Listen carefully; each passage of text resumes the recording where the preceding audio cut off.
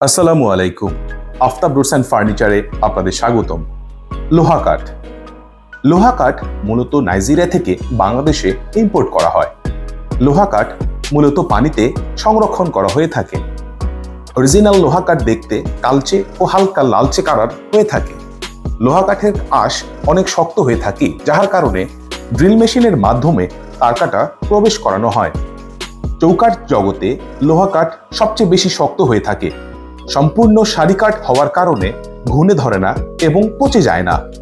উত্তরবঙ্গে যারা গুণগত মানসম্পন্ন লোহা কাঠ খুঁজছেন, আর দেরি না করে আজই যোগাযোগ করুন আফতাব রুটস অ্যান্ড ফার্নিচারে।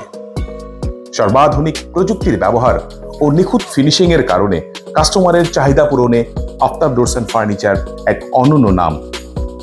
আমাদের ঠিকানা দিনাজপুর রোড, সৈয়দপুর।